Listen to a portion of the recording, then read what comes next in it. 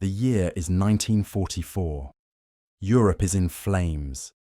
Nazi Germany is crumbling under the weight of Soviet advances, and across the continent, nations are making impossible choices about survival. In a small Nordic country, a single man, now in his 70s, sits in his office, chain-smoking cigarettes, facing the most consequential decision of his lifetime. Should he surrender to Stalin? Should he fight on beside Hitler? Or is there a third way? His name is Carl Gustav Emil Mannerheim, and what he decides in the next few weeks will determine whether his nation survives at all. But this is not where our story begins. To understand how one man became the embodiment of a nation's will to survive, we must travel back more than a century, to a world where Finland didn't exist as an independent country, where a young cavalry officer rode across distant deserts, where empire and ambition collided with duty and destiny. This is the story of the marshal who defined a nation. This is the story of Mannerheim. On June 4th, 1867, a child was born into one of the most influential families in the Grand Duchy of Finland. His family's name carried weight, nobility, military tradition, and connections that stretched across Europe. But being born into privilege is not the same as being shaped by it. Mannerheim's early years would forge something far more complex than a pampered aristocrat. They would create a leader. Carl Gustav Emil Mannerheim entered the world during a peculiar moment in Finnish history. Finland was not independent. It was a Grand Duchy, a state within the Russian Empire, granted a kind of semi-autonomous status after the Russo-Swedish War of 1808. His father, Johann August Mannerheim, was a wealthy Swedish-speaking landowner and former cavalry officer. His mother, Hedwig von Julin, came from another prominent Swedish-Finnish family. They lived at Luisari Manor in Swedish Vilnäs Gård, surrounded by the forests and lakes that define the Finnish landscape. The Mannerheim household was cultured and cosmopolitan. Swedish was spoken at home, though Finnish was the language of the land. This bilingual, bicultural identity would mark Mannerheim throughout his life. He was Finnish but also connected to the broader Scandinavian and European world. His education reflected this: private tutors, classical languages, military instruction. The family library contained books in multiple languages, and conversation at the dinner table ranged across literature, philosophy, politics, and history. But perhaps more influential than formal education was what Mannerheim observed in his father. Johann August was not a man content with mere wealth and status. He had served in the military, understood strategy, and maintained the bearing of someone accustomed to command. Young Mannerheim watched and learned. He saw that power came not from inheritance alone, but from discipline, knowledge, and the respect one commanded. Here's an interesting fact. Mannerheim was not initially fluent in Finnish, the language of the common people. He grew up speaking Swedish. This might have distanced him from the wider Finnish population, but instead, it would later become one of his greatest assets. As a Swedish speaker with deep roots in Finnish aristocracy, he would serve as a bridge between the Swedish-speaking minority and the Finnish-speaking majority, a role he would play again and again throughout his career. At the age of 15, Mannerheim entered the Fredrikshamn Cadet School, the premier military academy for young Finnish men. It was here that his character began to crystallize. He was not the most brilliant student, but he was disciplined, determined, and possessed an almost magnetic ability to inspire loyalty in those around him. His fellow cadets remembered him as someone who seemed born to lead, not through arrogance, but through an innate sense of authority and fairness.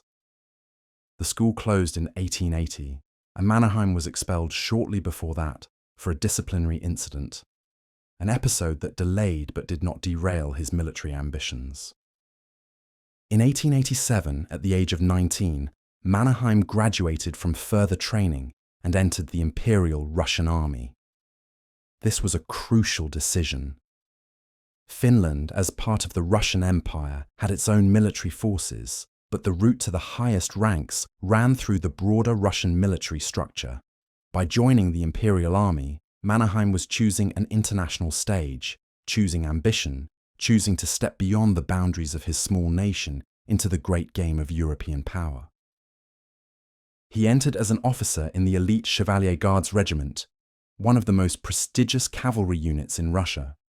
The capital was St. Petersburg, the glittering heart of the Russian Empire at the height of its power.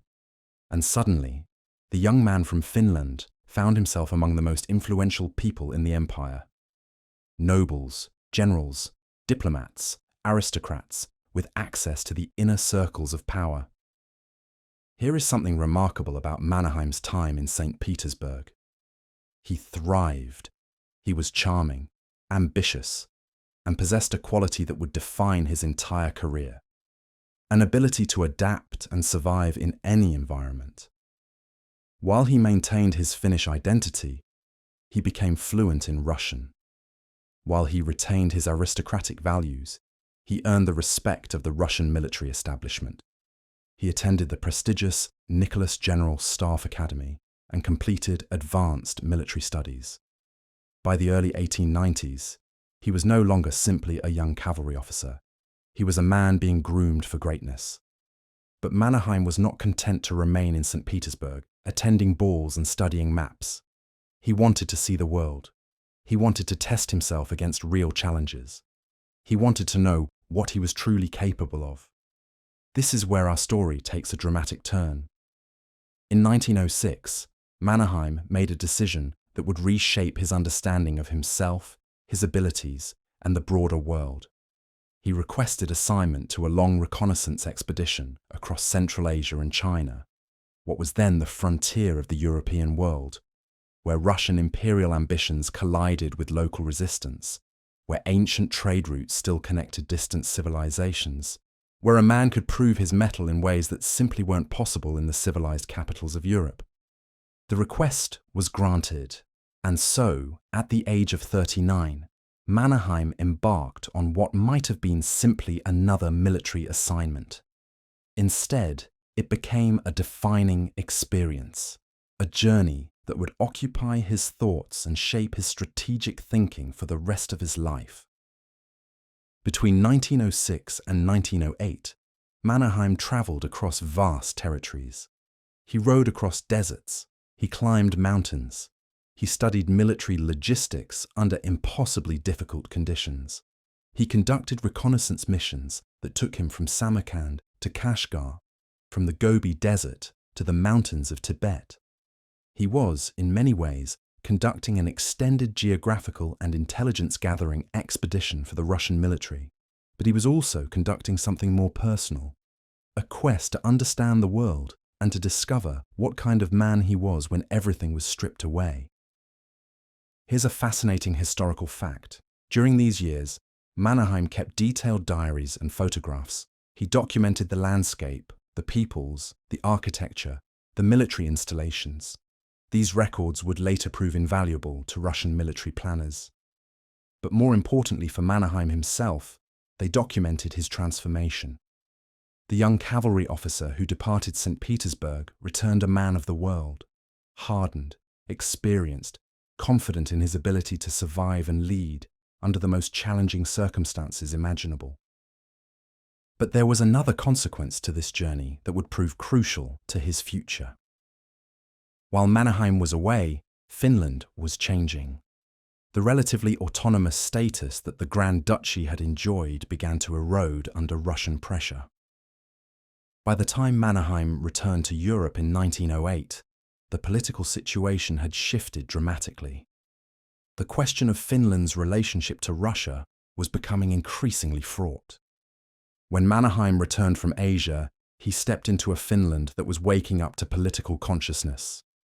The Russification policies of Tsar Nicholas II were tightening the noose around Finnish autonomy. A revolution was brewing, not just in Finland, but across the Russian Empire.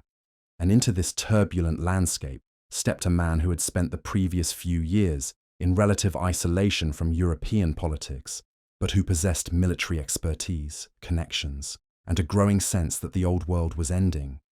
What Mannerheim did next would determine the trajectory of his entire career. Rather than involve himself in Finnish political turbulence, Mannerheim chose to continue his military career.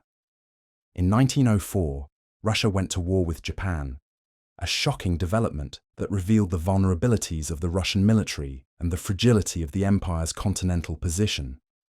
Mannerheim, now a cavalry officer with considerable experience, was assigned to serve in the Far East. The Russo-Japanese War was a brutal education in modern warfare. Mannerheim witnessed combat in difficult terrain. He saw cavalry tactics, which had been the primary focus of his training, becoming increasingly irrelevant against machine guns and modern artillery. He experienced defeat, he saw brave men die, and he learned the critical lesson that would guide his military thinking for the rest of his career. That understanding terrain, that preparation, that defensive positioning, that the ability to absorb punishment and strike back. These were the true keys to military success. The war ended in Russian defeat in 1905, and Mannerheim returned to the Caucasus, where he was stationed with a cavalry division. By now, he was no longer a young officer seeking experience. He was a middle-aged military professional, 40 years old, distinguished, with a reputation for competence and reliability. He was also increasingly aware that the Russian Empire that had provided him his career was itself becoming unstable. Here's where Mannerheim's story becomes morally complex. Between 1905 and 1917, Finland moved inexorably toward independence. The Russian Revolution began in 1905. Strikes occurred in Finland. There were calls for reforms, for independence, for radical change. Many Finnish intellectuals and activists looked at the revolutionary fervour sweeping through the Russian Empire and saw an opportunity for Finnish independence. But Mannerheim did not align with the revolutionaries. He was, by temperament and conviction, a military man and a conservative. He believed in order, hierarchy, and the rule of law. While he supported gradual reforms and greater autonomy for Finland, he was deeply skeptical of revolutionary movements. He feared chaos. He had seen what revolution could do in the broader Russian Empire, and he believed Finland needed stability, not upheaval. This placed him at odds with many in Finnish society. He was seen by some as too Russian, too conservative, too willing to work within the imperial system rather than fighting to overturn it. And yet, throughout this period, Mannerheim maintained his own independence of thought. He was not simply a tool of the Russian regime. He had his own views about what Finland needed, and he was willing to push back against Russian authorities when he believed Finnish interests were at stake. By the 1910s, Mannerheim had risen through the ranks of the Russian army, serving in the cavalry in Poland, and later commanding a brigade.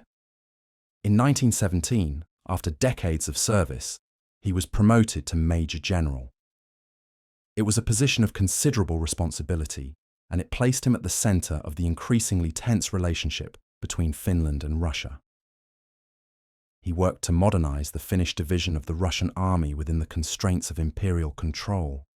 He studied military theory. He prepared for a future that he sensed was coming, a future when Finland would need to stand on its own. By 1917, Mannerheim was 50 years old. He had spent nearly 30 years as an officer in the Russian military.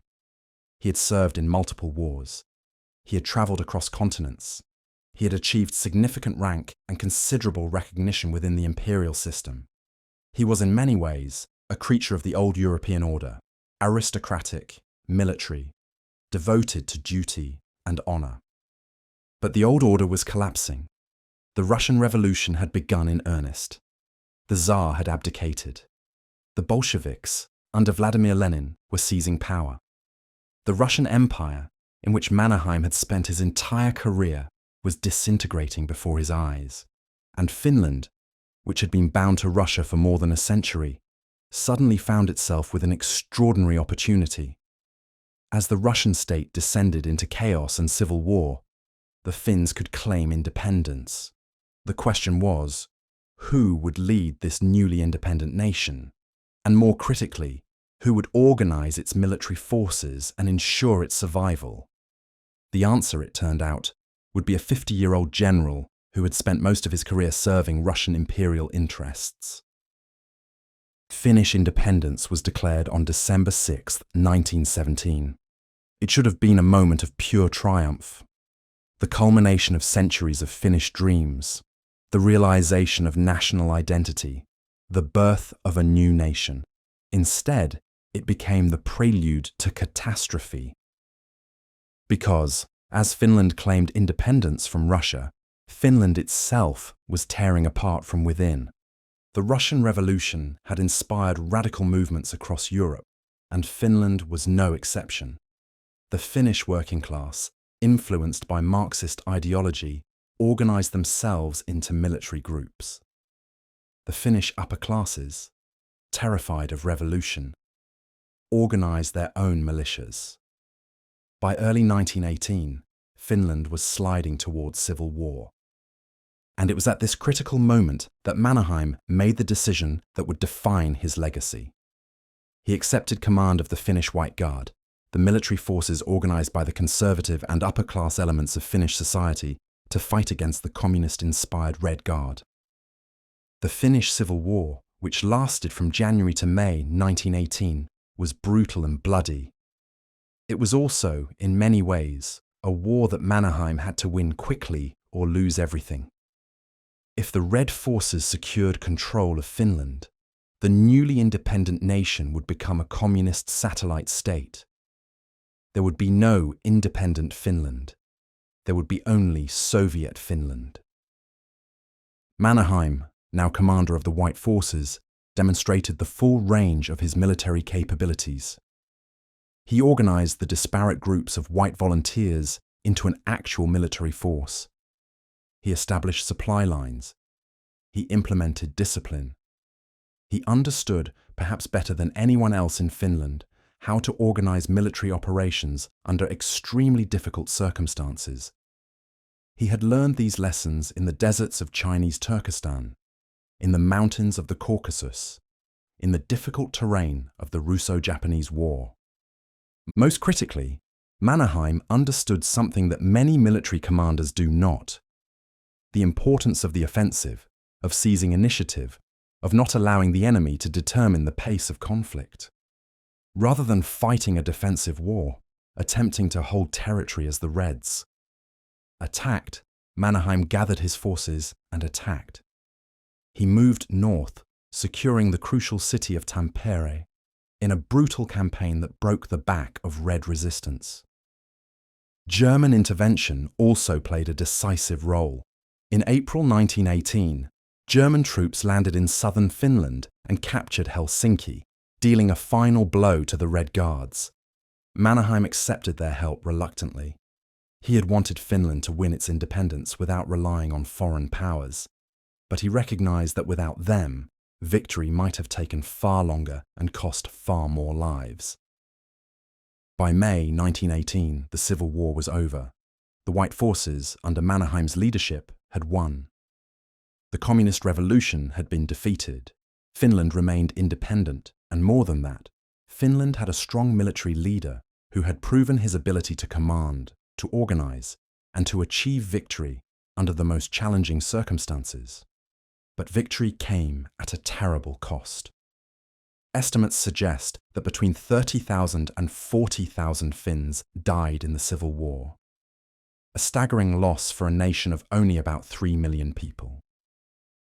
More than that, the war left profound scars. Families were divided. Class resentments deepened. The question of how to integrate the defeated Red fighters back into society became one of the central challenges facing independent Finland. Mannerheim himself was deeply troubled by some of the violence that occurred during the war. He was, by the standards of his era and his military training, relatively humane. But war is not humane, and civil war, where neighbours fight neighbours, where ideology tears communities apart, is the most inhumane of all. After the Civil War, Mannerheim faced a complicated political situation. He was the most powerful and prestigious military figure in Finland.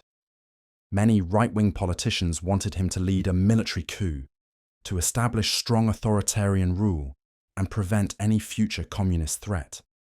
Mannerheim was tempted.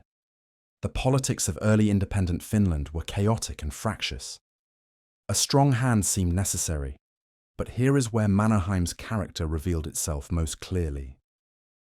Despite his conservative inclinations, despite his military background, despite being offered the opportunity to seize power, Mannerheim chose differently. He refused to become a dictator. He stepped down from active command of military forces. He accepted instead a role as the symbolic military leader of the nation while allowing democratic institutions to develop. This decision may have seemed politically weak at the time. In retrospect, it was one of the most important choices Mannerheim ever made. It meant that when threats to Finnish independence emerged later, and they would emerge, and in terrible form, Finland would face those threats as a democratic nation with a respected military leader, not as a military dictatorship. Here's a fascinating historical fact.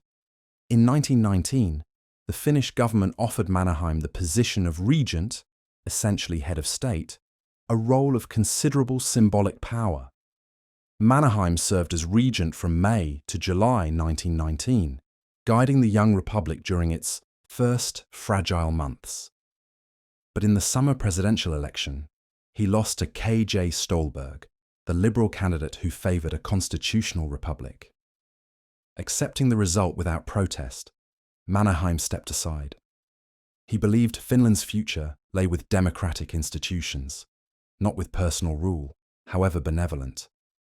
His willingness to step back from power, to accept limitations on his own authority, marked him as something rare among military men of his era, a leader willing to subordinate his own ambitions to the needs of the nation. The 1920s and 1930s were supposed to be a period of peace and reconstruction for Finland. After the Civil War, after the chaos of Russian collapse, independent Finland faced the fundamental question: what kind of nation would it become? The answer, gradually emerging through the difficult politics of the interwar years, was a nation that would prepare relentlessly for the threats everyone could see gathering on the horizon. And standing at the center of that preparation was an old general, now in his 50s and 60s, who understood better than anyone what the future might hold. Throughout the 1920s, Mannerheim held various official positions: superintendent of the military, member of the Defense Council, but his real work was less visible than his titles suggested. He was thinking, he was observing, he was learning from the experience of other nations. He traveled extensively throughout Europe. He studied military theory. He understood that the next war, when it came, would be different from the previous one. Trench warfare and mass cavalry charges would not dominate. Modern mechanized warfare, coordinated air and ground operations, technological sophistication, these would be the hallmarks of future conflict. He worked tirelessly to modernize Finland's military forces. This was extraordinarily difficult because Finland was poor. It could not afford the most advanced equipment. It could not train forces on the scale of larger nations. But what Finland could do was maintain discipline, maintain preparedness, maintain the will to resist. These things Mannerheim could ensure. He also worked to establish the defensive infrastructure that Finland would need.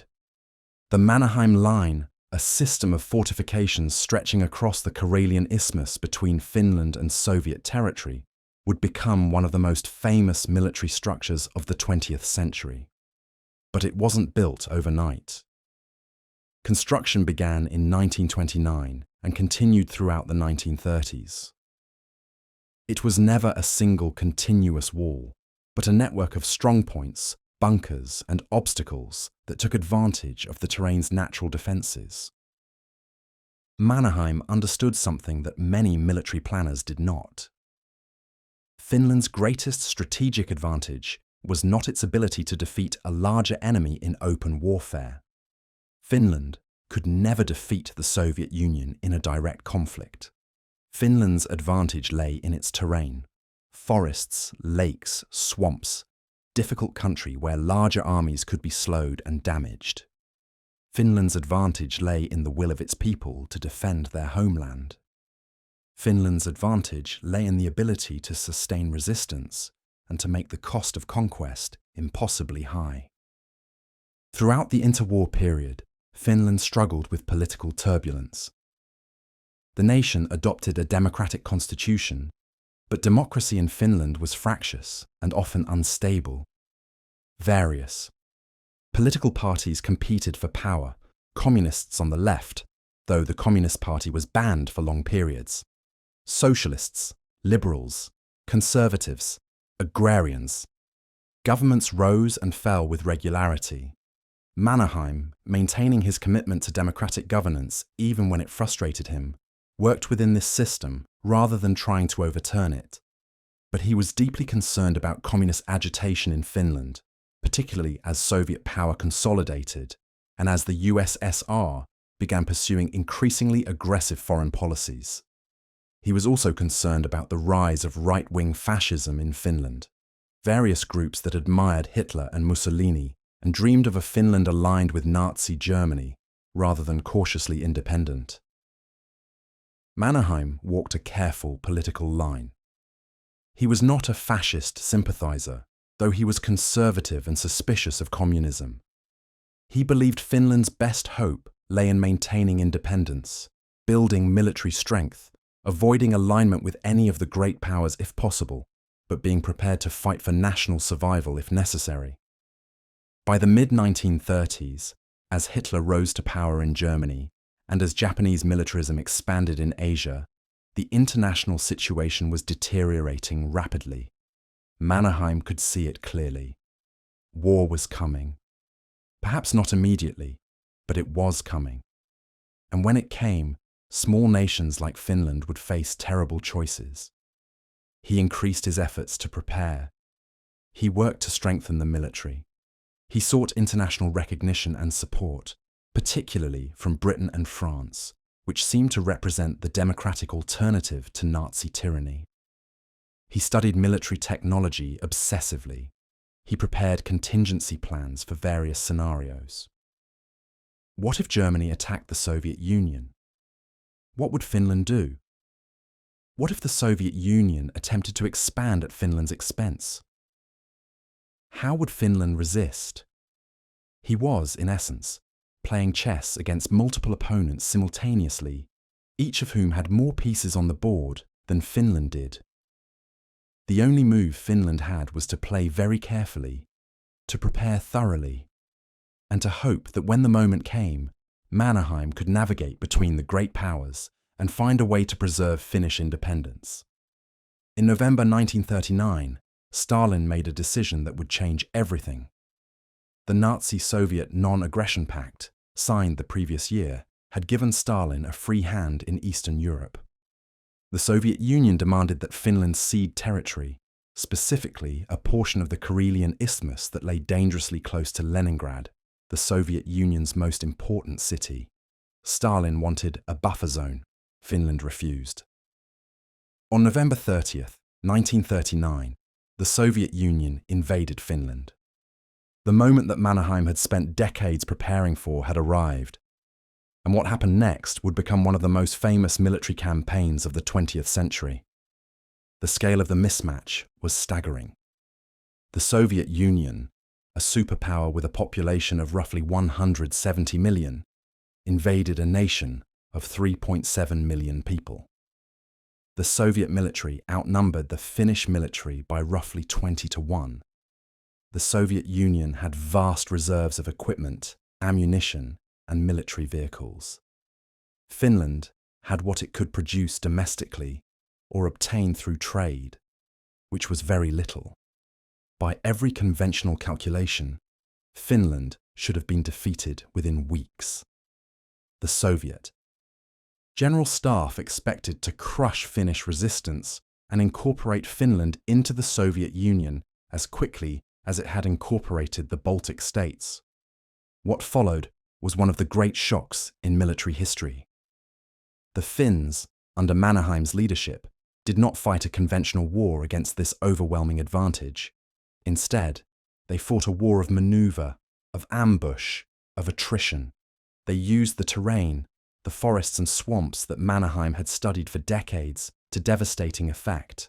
They lured Soviet mechanized units into forests where tanks could not maneuver effectively. They attacked supply lines. They moved swiftly through the snow and the woods, using skis and knowledge of the landscape that the Soviet soldiers simply did not possess. The Mannerheim Line proved essential. When Soviet forces attacked these fortifications head-on, they suffered catastrophic losses.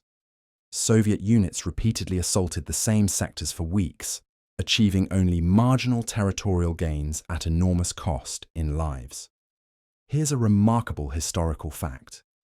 During the Winter War, which lasted from November 1939 to March 1940, Finnish snipers and ski troops became legendary. One Finnish soldier, Simo Häyhä, was credited with killing more than 500 Soviet soldiers during the war. The Finns called him the White Death. Soviet soldiers spoke of him in awed, terrified tones. Mannerheim, now 72 years old, directed the war with meticulous care. He understood that Finland could not win in the sense of defeating the Soviet Union militarily. That was impossible. But Finland could achieve a strategic victory by making the cost of conquest so high that Stalin would accept a negotiated settlement. Finland could sustain resistance. Finland could inflict casualties. Finland could preserve its independence. After more than 3 months of fighting, with winter turning to spring, with Soviet casualties mounting to catastrophic levels, modern estimates suggest about 126,000 killed and 188,000 wounded. With the international situation changing as Nazi Germany prepared to attack the Soviet Union, Stalin agreed to negotiations.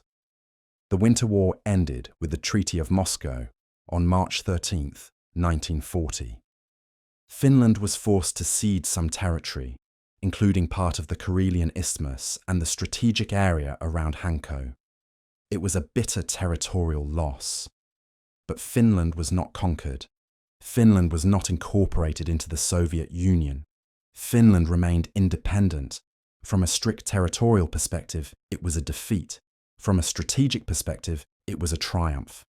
Finland had faced a vastly superior enemy and had not been crushed. A nation of 3.7 million had inflicted staggering losses on the Soviet Union and had convinced Stalin that the cost of complete conquest was too high. The Finnish people, and indeed the world, were astonished. Mannerheim was now a legendary figure. He had prepared for this moment for decades. He had understood the terrain. He had understood his enemy. He had understood what was possible and what was not. He had achieved the one outcome that preserved Finnish independence. But the war was not over.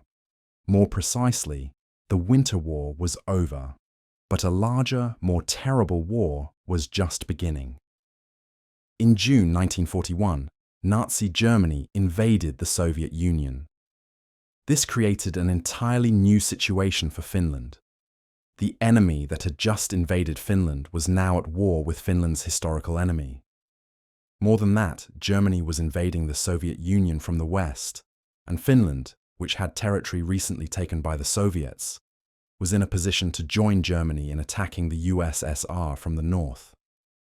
This was the moment when Mannerheim faced perhaps the most agonizing decision of his career. Finland could ally with Nazi Germany against the Soviet Union. It could attempt to reclaim the territory lost in the Winter War. It could participate in the great ideological struggle against communism. But doing so would mean aligning with Hitler, participating in Nazi Germany's invasion of the Soviet Union, becoming a partner in a war that Finland could not possibly control or fully understand. Mannerheim had to decide what was best for Finland. Finland made the choice to enter the war on Germany's side. It was, in many ways, a choice born of desperation rather than conviction. Mannerheim was not a Nazi sympathizer. He did not admire Hitler or share Nazi ideology. But he understood that the Soviet Union posed an existential threat to Finland. The Soviets had invaded. The Soviets had taken territory. If Germany defeated the Soviet Union, Finland might recover what it had lost. If the Soviet Union defeated Germany, Finland would face Soviet conquest. From Finland's perspective, aligning with Germany was the logical choice for national survival. What Mannerheim did not, and could not, foresee was that Germany would not defeat the Soviet Union. The Continuation War lasted from June 25, 1941 to September 19, 1944. Initially, Finland made territorial gains. With German support, Finnish forces reclaimed lost territory and pushed beyond it. But as the war progressed, the strategic situation deteriorated. Germany began to lose. The Soviet military, shattered in the initial German invasion, reorganized, rebuilt, and eventually began pushing back. By 1943, it was becoming clear that Nazi Germany would not achieve victory in the Soviet Union. Mannerheim, now in his mid-70s, but still commanding Finnish military forces, faced an increasingly desperate situation. Finland was fighting on the side that was losing. The Soviet Union, though immensely damaged by the German invasion, was mobilizing its vast resources and beginning to turn the tide. And the Western powers, Britain and the United States, were viewing Finland with increasing hostility, seeing it as a Nazi ally rather than as a nation fighting for survival against Soviet expansion. Here is a crucial historical fact. Throughout the Continuation War, Mannerheim maintained secret communications with the Western allies and with neutral parties, seeking to understand whether there was any possibility of a negotiated peace that would preserve Finnish independence. He was trying to find an exit from the war that would not result in Soviet conquest. He was balancing between Nazi Germany and the Soviet Union, between loyalty to an ally and the fundamental imperative of national survival. This was extraordinarily difficult politically and morally. In Nazi Germany, there were those who viewed Mannerheim with suspicion. Too clever, too independent, too willing to maintain contact with the enemy. In Finland, there were those who wanted to continue fighting alongside Germany to the end, believing that German victory was still possible, or that continuing to fight was a matter of honor. And in the Soviet Union, there was Stalin, who had no love for Finland and would happily see Finnish independence eliminated entirely. By 1943, the situation had become critical. The Soviet military had recovered from its initial defeats and was beginning massive counteroffensives. Germany's position on all fronts was deteriorating. It was becoming increasingly clear to Mannerheim and to the Finnish political leadership that the war was being lost. The question was not whether Germany would ultimately be defeated, that seemed inevitable, but how Finland could negotiate terms of surrender that would preserve Finnish independence. In August 1944, Mannerheim was named President of Finland, elected by Parliament after Risto Ryti resigned. At 76 years old, he was called upon to lead his nation through its darkest hour. It was the ultimate recognition of his status and his moral authority. A nation in crisis had turned to the old marshal to navigate between impossible choices. In September 1944, Finland sued for peace with the Soviet Union. The armistice was signed on September 19, 1944. It was not the peace of a victor. Finland had to accept Soviet territorial demands, reparations payments, the presence of Soviet observers, and the risk of Soviet occupation. But Finland was not conquered. Finland remained independent. Finland was not incorporated into the Soviet Union as an occupied territory. Finland retained its own government, its own military, its own democratic institutions. This outcome, preserving independence despite military defeat, was the most difficult, the most delicate diplomatic achievement. It required Mannerheim to manage relationships with Nazi Germany, even as Finland was abandoning the alliance.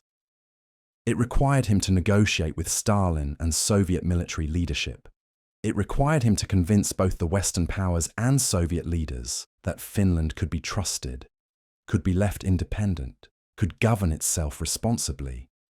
Many historians argue that Mannerheim's diplomatic skill in negotiating these terms was as important as his military skill had been during the Winter War. He had preserved what mattered most: Finnish independence. But the cost was enormous. Finland had been at war for nearly 6 years. More than 90,000 Finns had been killed.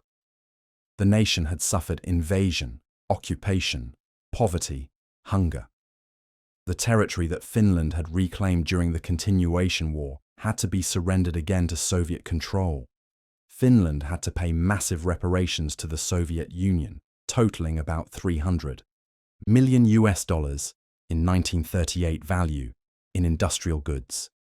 It was a burden that would strain Finland's economy for years, and there was another cost, one that would echo through Finnish history: the sense that Finland had failed, that independence had been preserved only through compromise and concession, that Finland had fought for its survival only to end up defeated and diminished.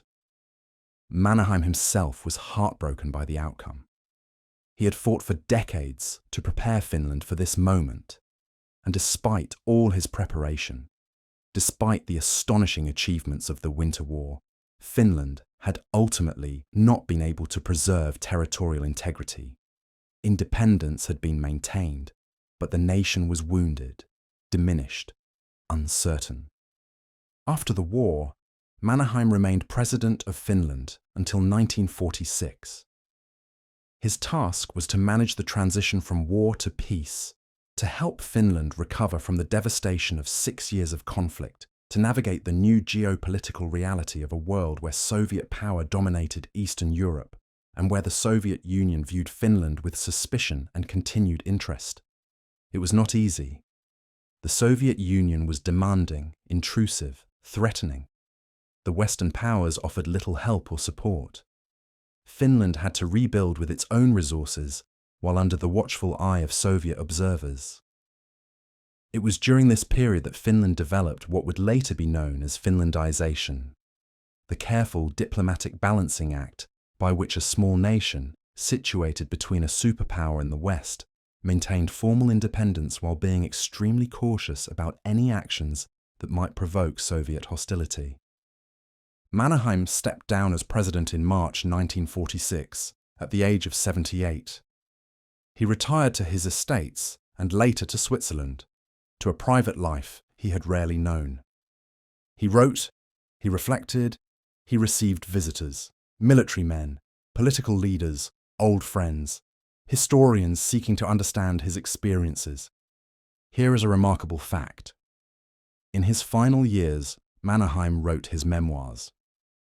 These were published in multiple volumes and became essential historical documents for understanding not only Mannerheim's life, but the entire period of European history through which he had lived. He had witnessed the end of the Russian Empire, the rise and fall of the Austro-Hungarian Empire, the emergence of independent Finland, the world wars, and the rise of Soviet power. Few individuals had witnessed such a span of transformative historical events. Mannerheim died on January 27, 1951, Finnish time 28th January, in Lausanne, Switzerland, at the age of 83. He had lived through an entire era. He had seen empires rise and fall, yet through it all, he remained a steadfast guardian of Finland's independence. Mannerheim's legacy endures as a symbol of leadership, resilience, and the enduring spirit of a nation.